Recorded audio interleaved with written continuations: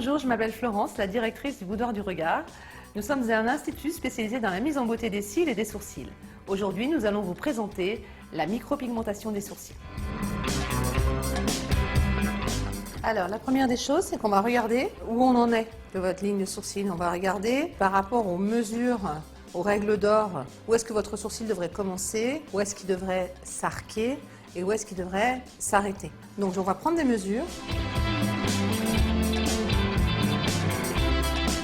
Ensuite, je vais vous dessiner les contours d'une ligne idéale, parce que c'est là qu'on va se rendre compte s'il y a une asymétrie.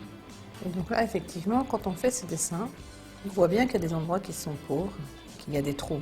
Ces endroits qui sont pauvres, eh ben, on va les combler, mais de façon très légère. On va épiler ce qui va dépasser cette ligne.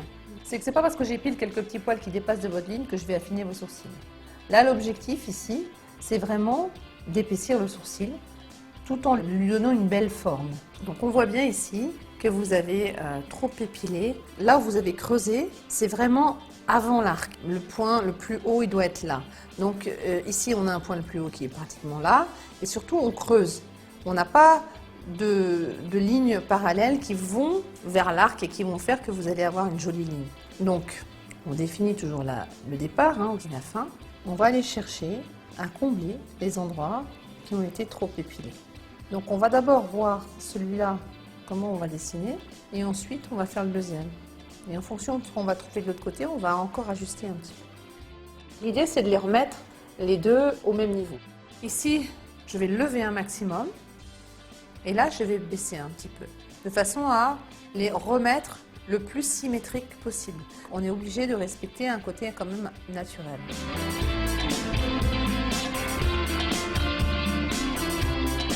On va choisir la couleur et on va travailler sur 2 tonalités en général.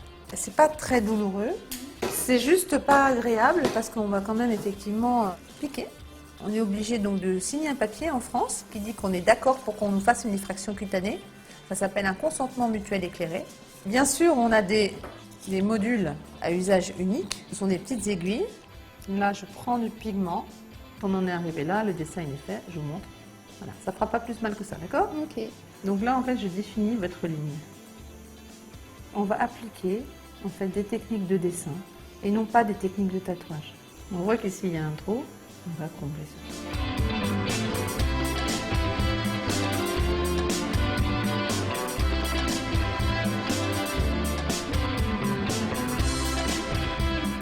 On laisse volontairement dépasser des poils ici parce que ça doit recouvrir la pigmentation. Et c'est le fait que ça dépasse qui va faire que ça va avoir l'air naturel. Alors au début, on voit de façon assez prononcée la pigmentation. Très vite, ça va s'estomper, ça va se fondre et on ne verra plus tous ces points.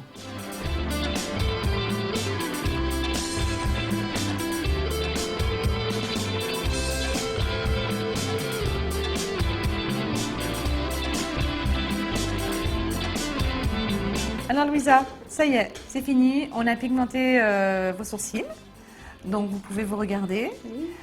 C'est aujourd'hui un peu marqué, ça va s'estomper d'ici 3-4 jours, ça va faire des petites peaux en fait, c'est la cicatrisation. Il faudra mettre de la crème pendant 3-4 jours, vous mettez la crème matin et soir. Et donc d'ici 3-4 jours, les petites peaux vont partir, donc il ne va rester que le pigment qui est dans la peau et c'est pour ça que ça va être plus clair.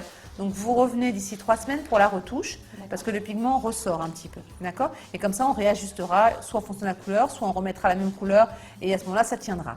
Ça tiendra entre 6 mois et 1 an.